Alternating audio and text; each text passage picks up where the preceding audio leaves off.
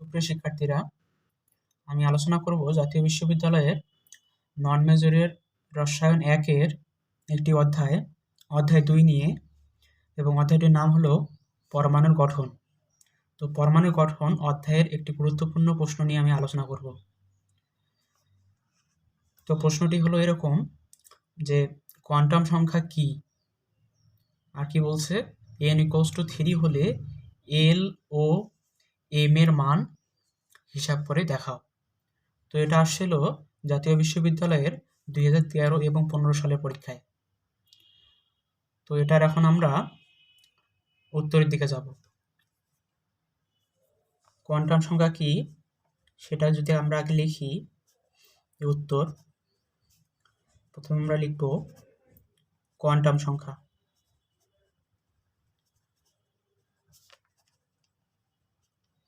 আচ্ছা, লিখব যে সকল সংখ্যা দ্বারা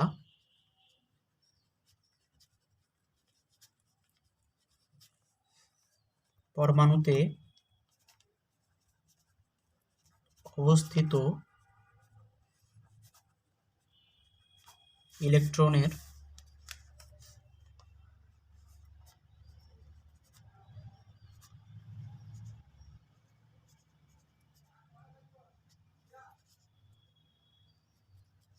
শক্তি স্তরের আকার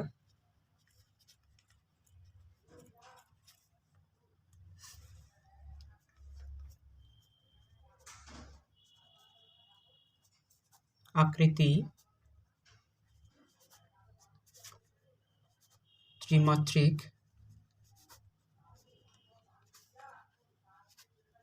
দিকবিন্যাস এবং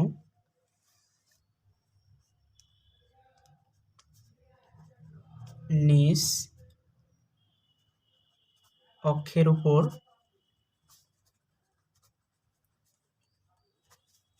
ইলেকট্রনের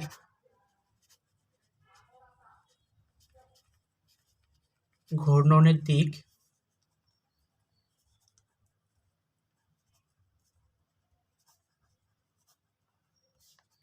প্রকাশ পায়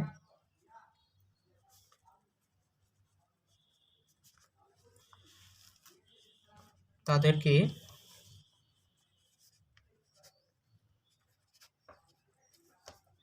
কোয়ান্টাম সংখ্যা বলে।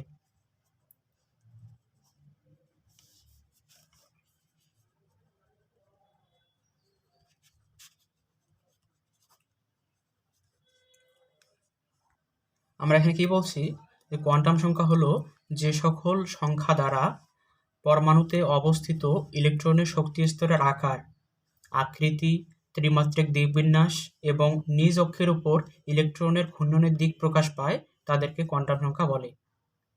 অর্থাৎ কোয়ান্টাম সংখ্যা দ্বারা কোনো পরমাণুতে ইলেকট্রনের 4টি অবস্থা প্রকাশ পায়। একটা হলো আকার বোঝা যায়, আকৃতি বোঝা যায়, ত্রিমাত্রিক দিকবিন্যাস বোঝা যায় এবং নিজ অক্ষের উপর ইলেকট্রনের ঘূর্ণনের দিকটা বোঝা যায় বা প্রকাশ পায়। সেই সংখ্যাগুলোকে আমরা বলবো কোয়ান্টাম সংখ্যা। তো আমরা এখান থেকে বুঝলাম যে কোয়ান্টাম সংখ্যা দ্বারা 4টি বিষয় আমরা বুঝতে পারি। তো এটা হলো কোয়ান্টাম সংখ্যার সংজ্ঞা। এখন যদি আমরা আরেকটি, এখানে প্রশ্ন আছে যে n=3 হলে l ও m এর মান হিসাব করে দেখাও। তো এটা করার আগে, এই ছকটি করার আগে আমরা এই n, l, m এগুলো দ্বারা আসলে কি বোঝায় এবং এগুলো সম্পর্কে একটু বিস্তারিত জানবো। আমরা আগেই বুঝলাম যে কোয়ান্টাম সংখ্যা দ্বারা আসলে 4 ধরনের অবস্থাকে বোঝানো হয়। তো এই দিক থেকে কোয়ান্টাম সংখ্যা আসলে 4 প্রকার। তো প্রথম কোয়ান্টাম সংখ্যাটি হলো, 1 নম্বরটি হলো প্রধান কোয়ান্টাম সংখ্যা।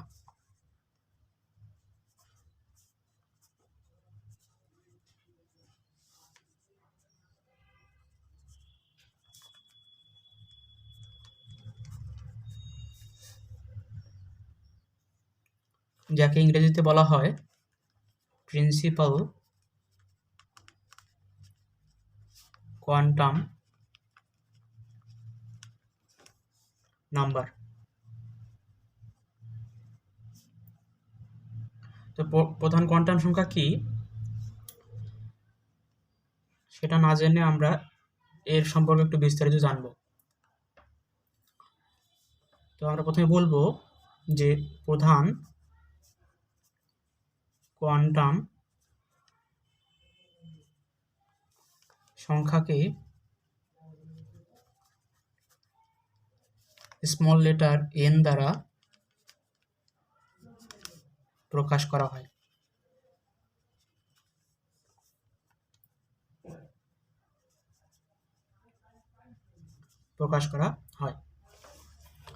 আবার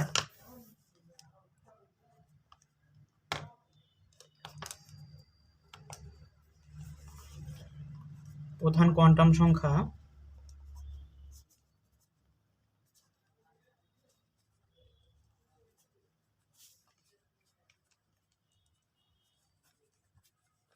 দ্বারা কক্ষপথের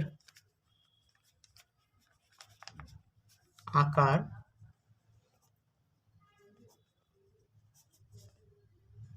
বোঝানো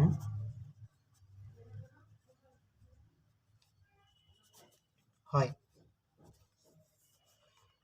আর যেহেতু প্রধান কোয়ান্টাম সংখ্যাকে স্মল লেটার এন দ্বারা প্রকাশ করা হয়, আর এই এন এর মান দ্বারা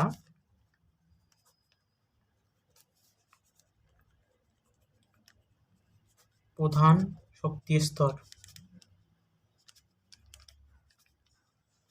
বা কক্ষপথ বা অরবিট নির্দেশ করা হয়।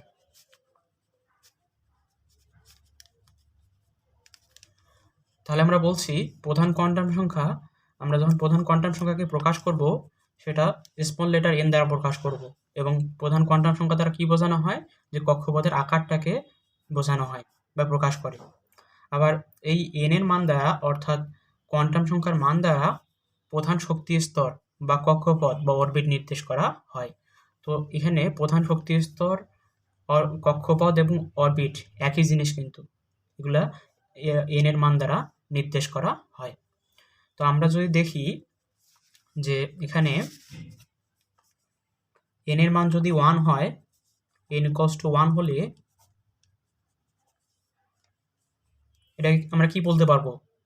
বলতে পারবো যে প্রধান শক্তি স্তর।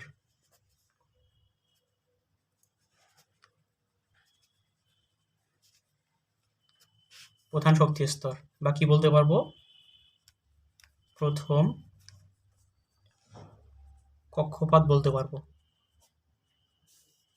আবার কি বলতে পারবো? প্রথম অরবিট।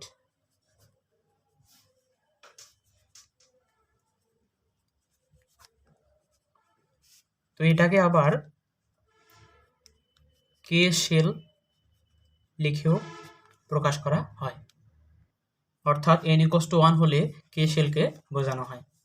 আবার যদি এখানে n = 2 হয়, তবে এটাকে দ্বিতীয় প্রধান শক্তি স্তর বা দ্বিতীয় কক্ষপথ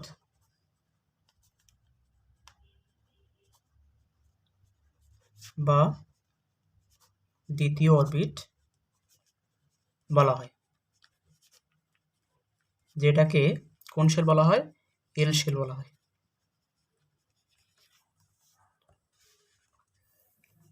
তো n = 3 হলে আমরা বুঝতে পারতেছি এখানে তৃতীয় প্রধান শক্তি স্তর হবে এবং তৃতীয় কক্ষপথ হবে এবং তৃতীয় অরবিট হবে, এটা বলা যাবে। এবং আমরা বলতে পারবো n = 3 হলে এটাকে বলা হবে এম শেল। আবার n = 4 হলে এটাকে বলা হবে এন শেল। এভাবে 5 হলে ও শেল, 6 হলে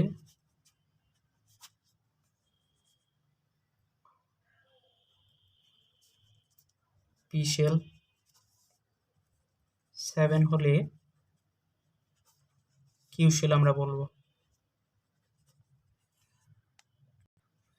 তো এই এন এর মানগুলোকে এভাবে 1 হলে কে শেল, 2 হলে এল শেল, এন হলে এম শেল, এন হলে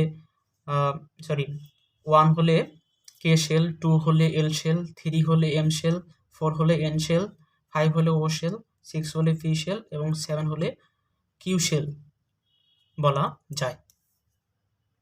এখন আমরা দেখব সহকারী কোয়ান্টাম সংখ্যা।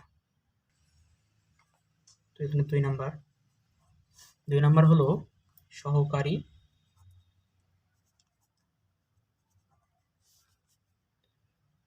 কোয়ান্টাম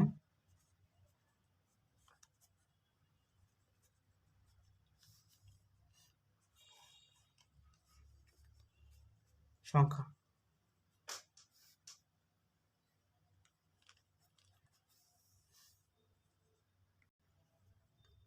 একে ইংরেজিতে বলা হয় সাবসিডিয়ারি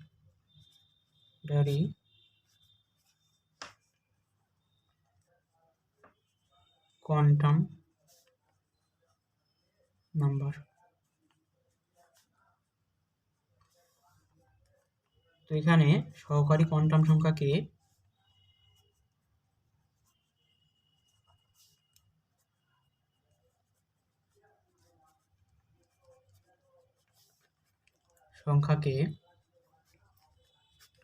স্মল লেটার এল দ্বারা প্রকাশ করা হয়।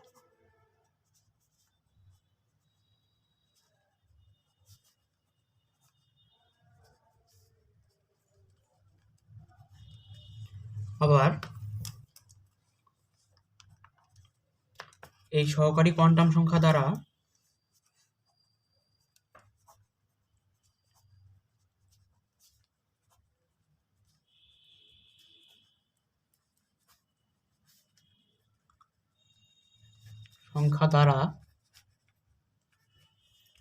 কক্ষপথের আকৃতি নির্দেশ করা হয়।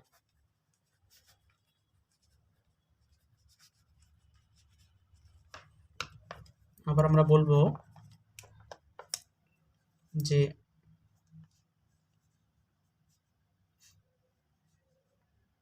এল দ্বারা লিখি, এল এর মান দ্বারা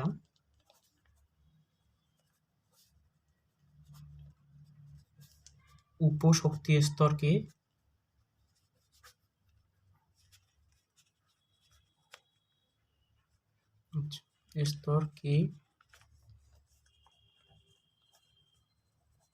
নির্দেশ করা হয়।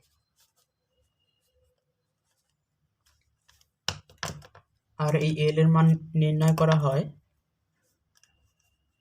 এল এর মান ইকুয়ালস টু 0 থেকে n-1 এই সূত্রটি দ্বারা।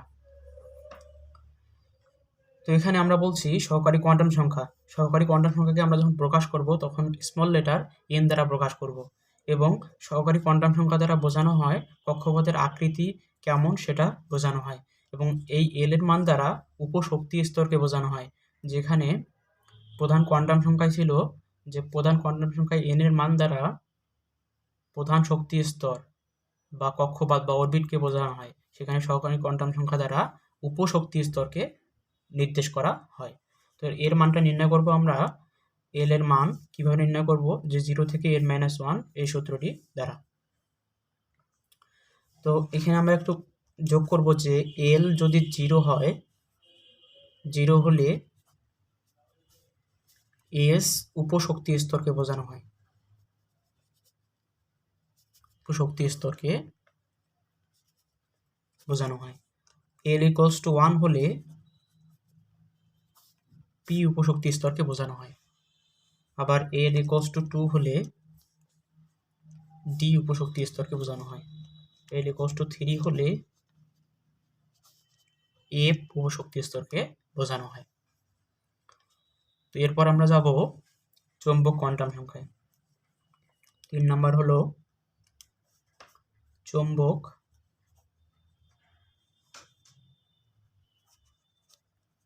কোয়ান্টাম সংখ্যা।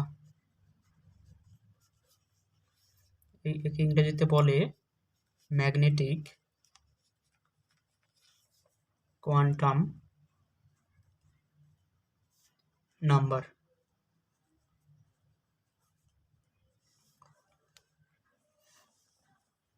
তো এখানে চৌম্বক কোয়ান্টাম সংখ্যাকে স্মল লেটার এম দ্বারা প্রকাশ করা হয়।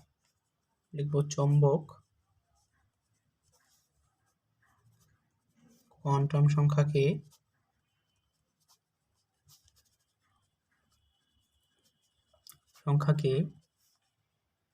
এম দ্বারা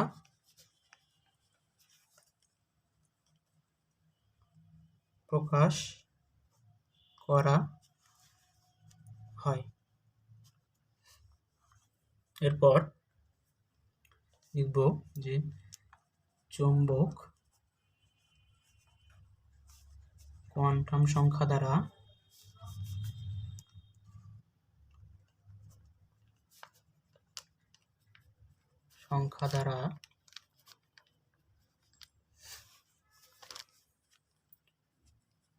কক্ষপথের ত্রিমাত্রিক দিকবিন্যাসকে বোঝানো হয়। ত্রিমাত্রিক দিকবিন্যাসকে বোঝানো হয়।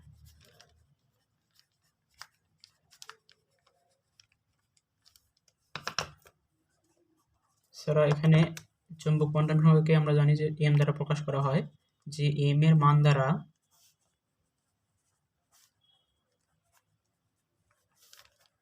অরবিটাল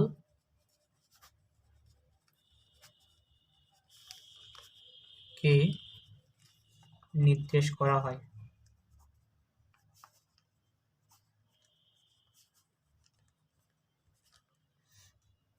আবার আমরা এম এর মানটা কিভাবে পাবো? যে আমরা এম এর মানটা পাবো, এম এর মান -L থেকে 0 সহ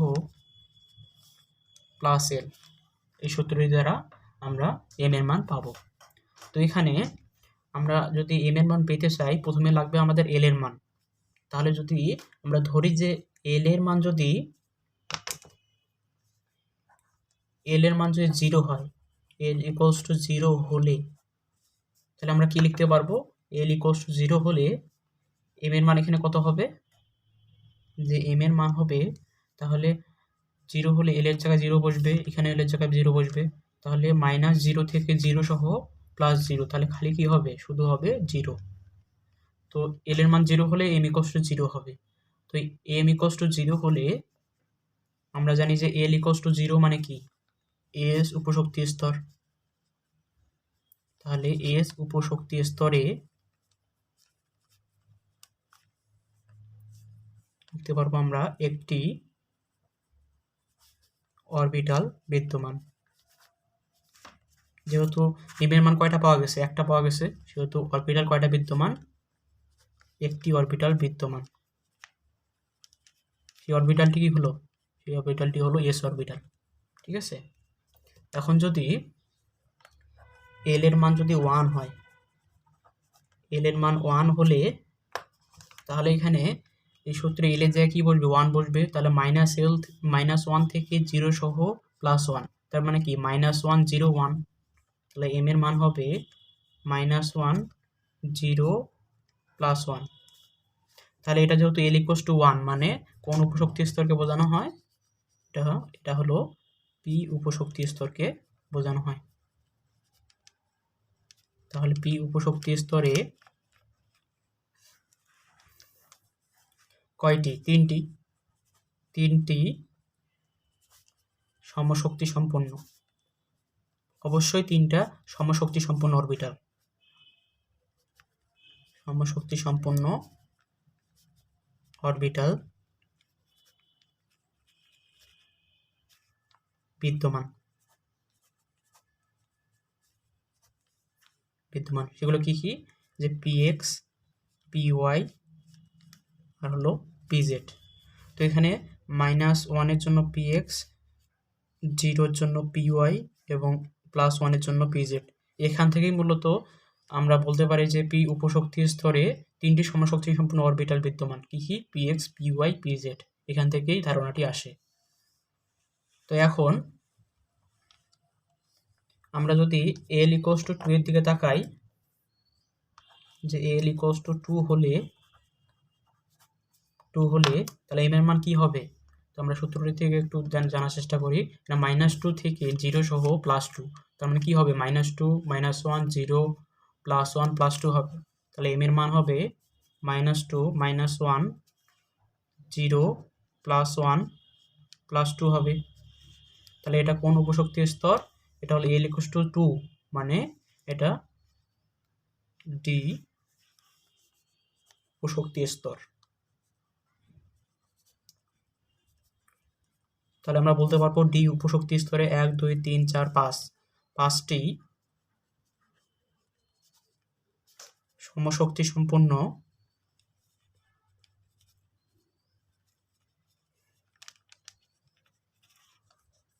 অরবিটাল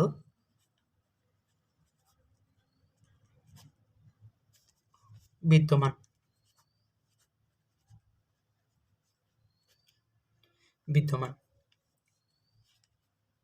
তো সেগুলো কি কি? যে সেগুলো হলো D Z square, D X square minus Y square, D X Y, D Z X আর হলো ডি ওয়াই জেড। তো এখানে -2 এর জন্য জেড স্কোয়ার, -1 এর জন্য x square minus Y square, 0 এর জন্য এক্স ওয়াই, +1 এর জন্য জেড এক্স আর +2 এর জন্য ওয়াই জেড। এগুলো দ্বারা নির্দেশ করা হয়। তো দেখা যায়নি। তো এখানে -2 দ্বারা ডি জেড স্কোয়ারকে বোঝানো হয়, -2 দ্বারা ডি জেড স্কোয়ারকে বোঝানো হয়, -1 দ্বারা ডি এক্স স্কোয়ার মানে ওয়াই স্কোয়ারকে বোঝানো হয়, 0 দ্বারা ডি এক্স ওয়াই অরবিটালকে বোঝানো হয়, +1 দ্বারা ডি জেড এক্স অরবিটালকে বোঝানো হয়, +2 দ্বারা ডি ওয়াই জেড অরবিটালকে বোঝানো হয়। অর্থাৎ এখানে 5টি ডি উপশক্তি স্তরে 5টি সমশক্তি সম্পন্ন অরবিটাল বিদ্যমান। তো এখন আমরা সর্বশেষ কোয়ান্টাম সংখ্যাটি সম্পর্কে জানবো, 4 নাম্বার। এটা হলো স্পিন কোয়ান্টাম সংখ্যা।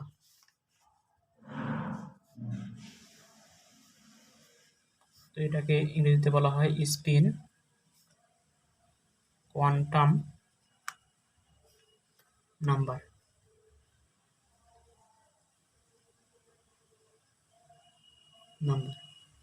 তো এটা দ্বারা আসলে কি বোঝানো হয় আমরা একটু দেখি। তো স্পিন কোয়ান্টাম সংখ্যাকে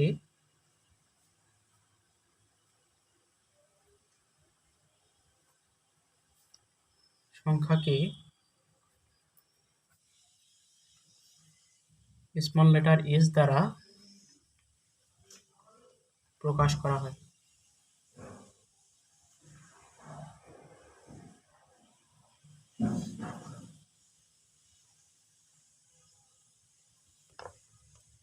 আর এখানে এই স্পিন কোয়ান্টাম সংখ্যা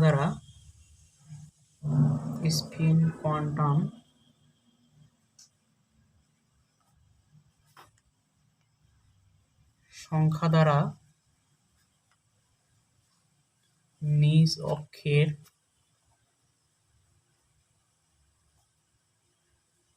উপর ইলেকট্রনের ঘূর্ণনের দিক প্রকাশ পায়। তো এখানে এস এর মান হবে দুইটি, এস এর মান দুইটি হবে। কি হবে? একটা হবে প্লাস হাফ, আরেকটি হবে মাইনাস হাফ। তো প্লাস চিহ্ন দ্বারা আসলে কি বোঝায়? যে প্লাস চিহ্ন দ্বারা বোঝায়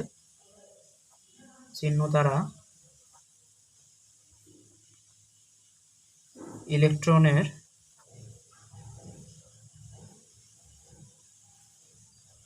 নিজ অক্ষের উপর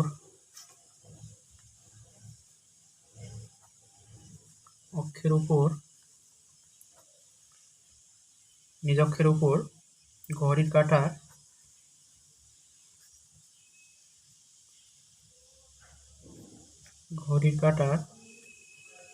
দিকে ঘূর্ণনকে নির্দেশ করে। আর মাইনাস চিহ্ন দ্বারা ইলেকট্রনের নিজ অক্ষের উপর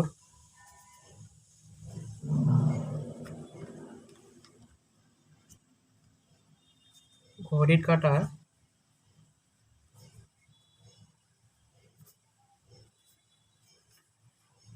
বিপরীত দিকে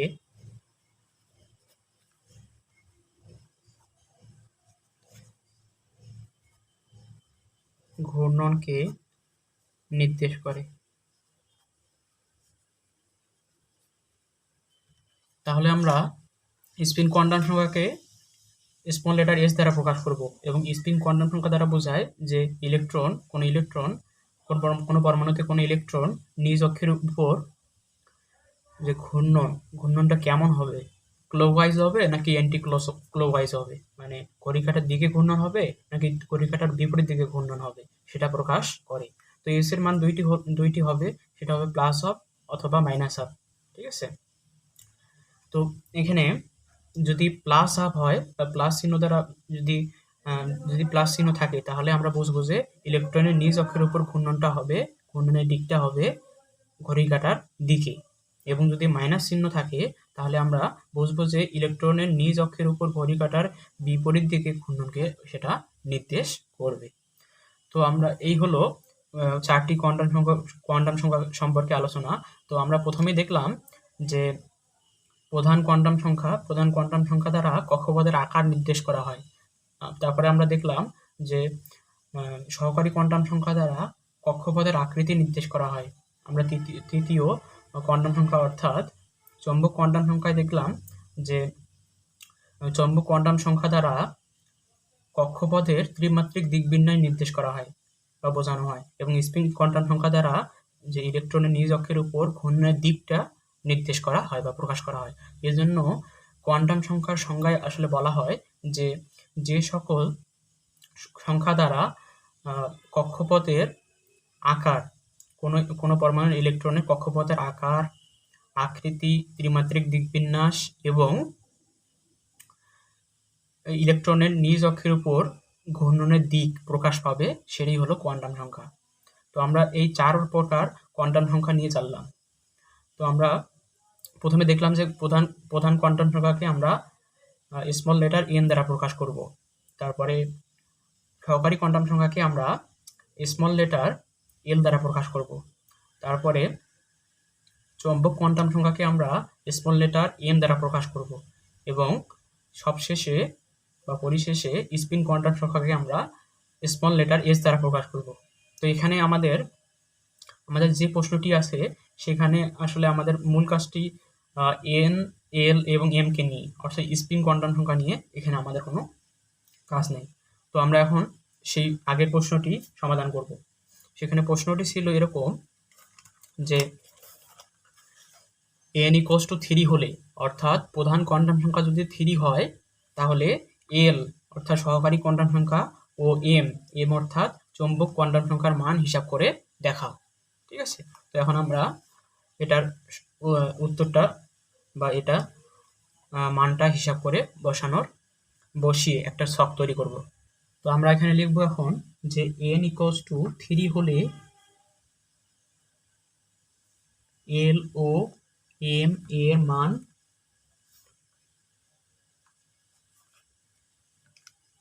হিসাবের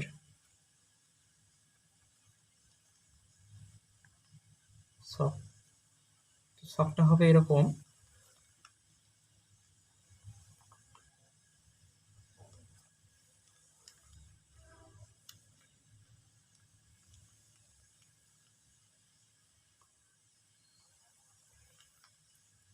তো প্রথমে আমাদের লাগবে n এর মান, অর্থাৎ প্রধান কোয়ান্টাম সংখ্যা। প্রধান কোয়ান্টাম সংখ্যা একে প্রকাশ করা হয় n দ্বারা। তারপরে আমাদের লাগবে l এর মান, অর্থাৎ সহকারী কোয়ান্টাম সংখ্যা, যাকে আমরা প্রকাশ করি স্মল লেটার l দ্বারা। তারপরে আমাদের মান লাগবে m এর মান, অর্থাৎ চৌম্বক কোয়ান্টাম সংখ্যার আমাদের মান লাগবে। চৌম্বক কোয়ান্টাম সংখ্যা তাদেরকে প্রকাশ করা হয় স্মল লেটার m দ্বারা। তাহলে এখানে আমাদের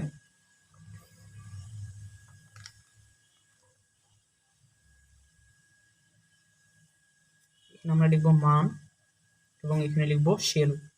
তাহলে এখানে n এর মান কিন্তু বলেই দিছে ওরা যে n এর মান এখানে 3, তাহলে এখানে বসবে 3 এবং n এর মান যদি যে n এর মান যদি 3 হয় তাহলে কোন শেলকে বোঝানো হয়?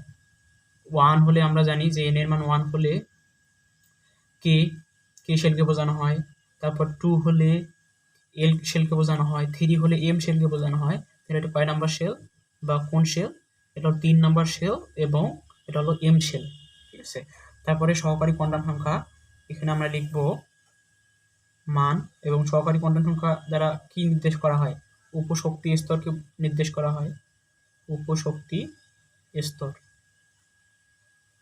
তো এখানে এর মান আমরা যদি এখানে 3 আছে, তো 3 আছে মানে 3 থেকে আমাদের সহকারী কোয়ান্টাম সংখ্যা নির্ণয় করতে হবে। তাহলে আমরা সহকারী কোয়ান্টাম সংখ্যার আমরা সূত্র জানি যে L ইকুয়ালস টু 0 থেকে n-1। তো 0 থেকে n-1 মানে কি? n এর মান হচ্ছে এখানে 3, তাহলে 3 - 1 2 হবে। তাহলে 0 থেকে 2 মানে কি কয়টা মান আসবে এখানে? 3টা। 0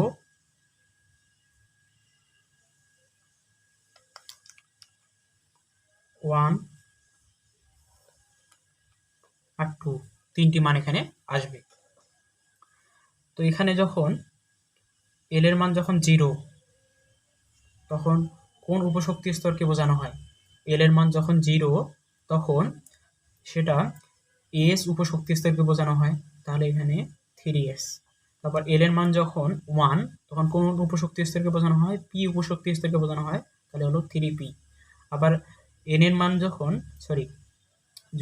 যদি এল এর মান যখন 2 হবে তখন সেটা ডি উপশক্তি স্তরকে বোঝানো হয়, তাহলে সেটা হবে 3d। ওকে, এখন আমরা যাব চৌম্বক কোয়ান্টাম সংখ্যায়। তো চৌম্বক কোয়ান্টাম সংখ্যায় প্রথমে আমরা লিখব মান, এবং চৌম্বক কোয়ান্টাম সংখ্যা কি নির্দেশ করে? অরবিটাল নির্দেশ করে, অরবিটাল নির্দেশ করে। তো এখানে মানগুলো কি হবে? যখন এল এর মান 0, যখন এল এর মান 0 হলে এম এর মান কি হবে? যে এম এর মানটা হবে -l থেকে 0 সহ +l পর্যন্ত, ঠিক আছে। তাহলে এখানে এল এর মান যখন 0, তাহলে এটাও কি হবে? -0 থেকে 0 সহ +0, তার মানে খালি কি হবে? খালি এখানে হবে 0, ঠিক আছে। তো যখন এখানে এল এর মান যখন 1, তখন এখানে এম কি হবে? এম হবে এখানে -1 থেকে 0 সহ +1, তার মানে কি হবে? -1 0 প্লাস 1 হবে। তাহলে এখানে কি আসবে যে -1 0 প্লাস 1। আবার এল এর মান যখন 2, এই যে এখানে এল এর মান 2, যখন এল এর মান এখানে 2, তখন এম এর মান কত আসবে? এম এর মান আসবে, তাহলে সূত্রটি কি হবে? -2 থেকে 0 সহ +2, তাহলে কি হবে? -2 -1 0 +1 আর +2 হবে। তাহলে এর ঘরে বসবে, এটা হবে -2 -1 0 +1 +2। তাহলে এখানে দেখি যে অরবিটাল সংখ্যা, তাহলে এখানে কয়টা অরবিটাল আছে? এখানে হলো একটি অরবিটাল আছে। আবার 3p এর জন্য কয়টা অরবিটাল আছে? 3টি। আবার 3d এর জন্য কয়টি অরবিটাল আছে? 5টি। তো এই হলো আমাদের n = 3 হলে l ও m এর মান হিসাবের একটা ছক। তো যেহেতু আমাদের প্রশ্নটি ছিল এরকম যে কোয়ান্টাম সংখ্যা কি এবং n = 3 হলে l ও m এর মান হিসাব করে দেখাও, তাহলে আমরা প্রথমে এই কোয়ান্টাম সংখ্যার সংজ্ঞাটি লিখব। লেখার পরে সরাসরি আমরা এই ছকটি লিখে দেব। তো এই নিচের হিসাবগুলো এবং আমি যে প্রধান কোয়ান্টাম সংখ্যা, সহকারী কোয়ান্টাম সংখ্যা, তারপরে প্রধান কোয়ান্টাম সংখ্যা, সহকারী কোয়ান্টাম সংখ্যা, তারপরে স্পিন এবং চৌম্বক কোয়ান্টাম সংখ্যা সম্পর্কে লিখলাম। এটা আসলে শুধুমাত্র বোঝানোর জন্য আমি সেগুলো লিখলাম, ঠিক আছে? অতএব এগুলো মাঝখানের কথাগুলো লেখার দরকার নাই। প্রশ্নটি আসলে আমাদের শুধু লিখতে হবে এই উত্তরটা এবং এই শেষের ছকটি লিখলেই আমরা আশা করতেছি যে ফুল মার্ক পাবো। তো আশা করি আপনাদের সবাইকে বোঝাতে পেরেছি।